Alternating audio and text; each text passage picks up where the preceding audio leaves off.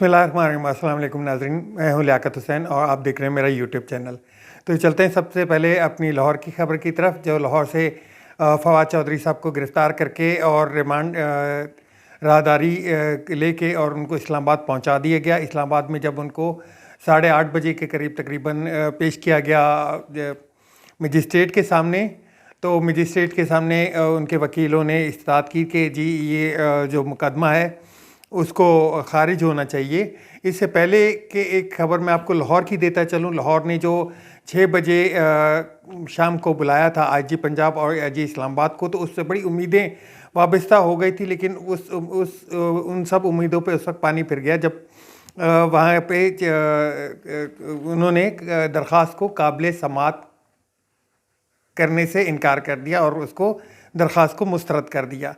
यही दरख्वास्त कुछ जब वक्फे से पहले पेश की गई थी, तो वक्फे से पहले काफ़ी उम्मीदें हो गई थी, जैसे कि उन्होंने आईजी पंजाब और आईजी इस्लामाबाद को बुलाया, तो उसके बाद और उसके जब 6 बजे दोनों आईजीज़ को पेश किया गया, तो उनको सुनने के बाद उन्होंने ये दरख्वास्त समात के लिए मुस्तरद कर दी। उसके बाद जब इस्लामाबाद हाई कोर्ट में पेश किया गया फवाद चौधरी साहब को, तो उनकी जो एफआईआर कटी हुई थी, जिसकी मुद्दइया थी उमर हमीद ख़ान की, जो सेक्रेटरी इलेक्शन कमीशन है, तो उसके ऊपर उन्होंने जो फ़ैसला महफूज कर लिया और दोबारा से फवाद चौधरी साहब का जो है वो एक तरह से मेडिकल एग्ज़ामिन के लिए उनको पिम्स हॉस्पिटल भेज दिया। उसके बाद जैसे ही वो वापस आए तो वो फ़ैसला महफूज कर लिया गया और वो फ़ैसला काफ़ी ताख़ीर के बाद तकरीबन 2:30 बजे जो है सुनाया गया। पुलिस ने जो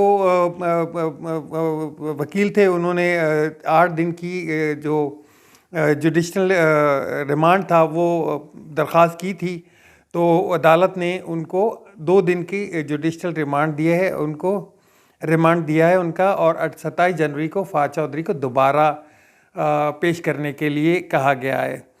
तो बात करते हैं जी इस हवाले से कि कैसे ये मामला सब हुआ। तो मैं अपने पिछले व्लॉग में बता चुका हूँ कि जिस तरह से एक ताबड़तोड़ क्रैकडाउन किया जा रहा है पाकिस्तान तहरीक इंसाफ के जो जमात है उसके ऊपर, और उनको एक तरह से पूरी हुकूमती मिशनरी उसके ख़िलाफ़ एक्ट कर दी गई है, और इमरान ख़ान साहब की जो गिरफ़्तारी है उसके भी ऊपर कल रात गए भी एक अटैम्प्ट किया गया, उसके बाद दोबारा शाम को भी अटैम्प्ट किया गया। तो कारकुन की बड़ी तादाद वहाँ पे जमा है और वहाँ पे एक धरने की सूरत हाल है। और इस्लामाबाद के अलावा लाहौर में, जेहलम में, सियालकोट में, फैसलाबाद में भी इसी तरह जो है एक एहतजाज किया जा रहा है हर जगह पे।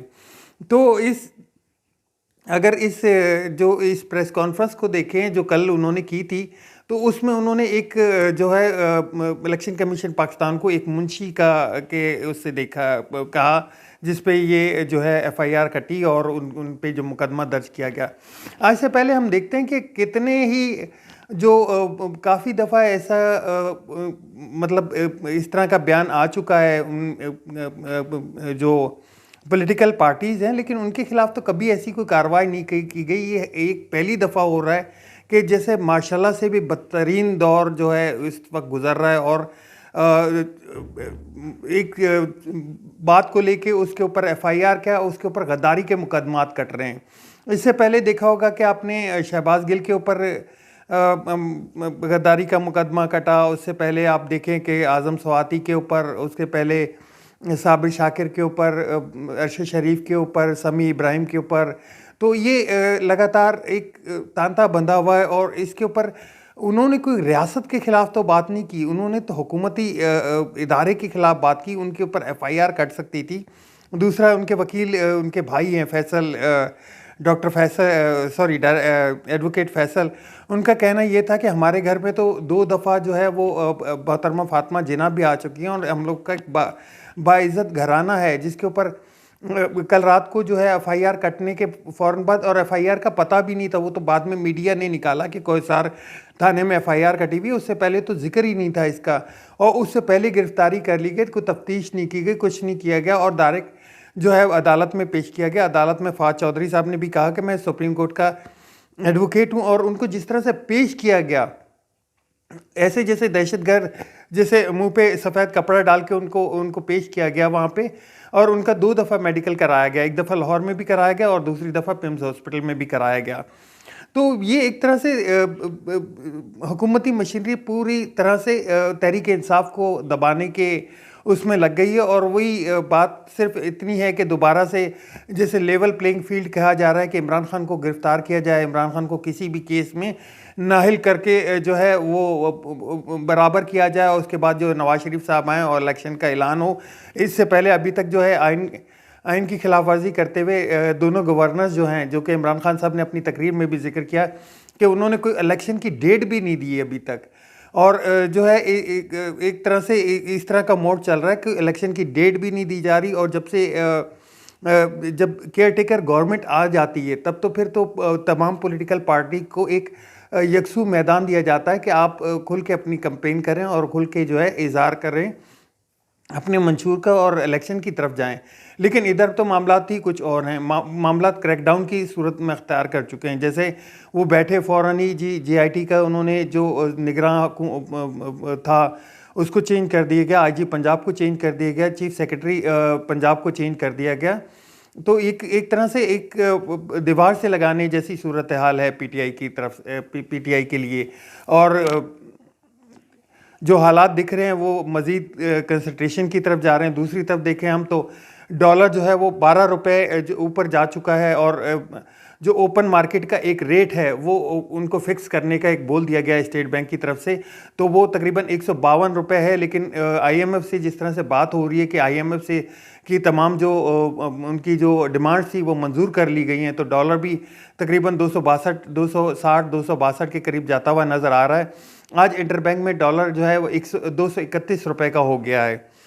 तो आहिस्ता आहिस्ता ये भी डॉलर को भी जो है वो फ्री फ्लोट कराने की तरफ ले जाया जा रहा है, जिससे महंगाई का एक बहुत बड़ा तूफान आएगा जिसकी नवीद दिख रही है। और रमज़ान में तो आपको पता है पाकिस्तान में जब भी रमज़ान आता है तो रमज़ान में तो वैसे ही चीज़ें महंगी हो जाती हैं, जबकि इस वक्त शॉर्टेज भी चल रही है। कंटेनर अभी तक जो हैं वो पोर्ट पे खड़े हुए हैं, वहाँ से रिलीज़ नहीं करा जा सके।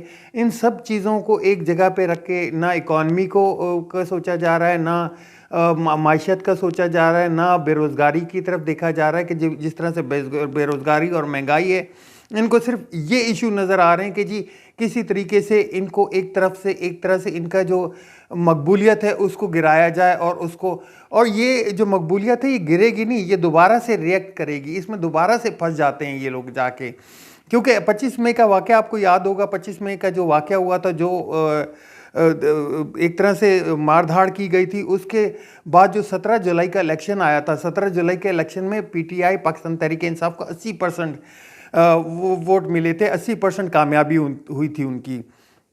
तकरीबन 20 सीटों में से तकरीबन 15 सीटें जीत गए थे वो लोग। और अभी दोबारा से वही माहौल तैयार किया जा रहा है, वही माहौल देखा जा रहा है कि हर तरफ से जो है एक बड़ा क्रैकडाउन किया जा रहा है कि जो जितने बड़े व्लॉगर्स हैं, जितने जो तहरीक इंसाफ के बड़े लीडर्स हैं, उनके खिलाफ मुकदमे कायम किए जा रहे हैं। इमरान खान की गिरफ़्तारी के लिए दोबारा से एक दफ़ा फिर अटैम्प्ट किया जा रहा है, और उनकी गिरफ़्तारी बार बार जो है एक तरह से रेजिस्ट किया जा रहा है। कारकुनान वहाँ पे जमा होकर बैठ गए हैं, बाकायदा टेंट लगा लिए गए हैं, और एक तरह से मेले का समा हुआ है ज़मान पार्क की तरफ। और ज़मान पार्क के आसपास के जो रास्ते हैं वो वक्तन फ़वक्तन पुलिस कभी बंद कर देती है, कभी भारी नफरी बुला लेती है। और दूसरी बात, असद उमर के ख़िलाफ़ भी ऐसे ही एक जो केस है वो भी दर्ज है, और असद उमर साहब की गिरफ़्तारी का भी अंदिया दिया जा रहा है कि वो भी किसी वक्त गिरफ़्तार हो सकते हैं। दूसरी जानब इलेक्शन कमीशन पाकिस्तान ने इन तीनों को, इमरान खान, फवाद चौधरी और जो असद उमर हैं, उनको एब्सकॉन्डर करार दे दिया है। तो अब तक के लिए इतना ही, मिलते हैं नेक्स्ट व्लॉग में। इंशाल्लाह जल्द मुलाकात होगी। दोबारा से रिक्वेस्ट करूंगा मेरे चैनल को सब्सक्राइब ज़रूर कीजिएगा, शेयर ज़रूर कीजिएगा, और आपके कमेंट्स का इंतज़ार रहेगा। अल्लाह हाफ़िज़। पाकिस्तान जिंदाबाद।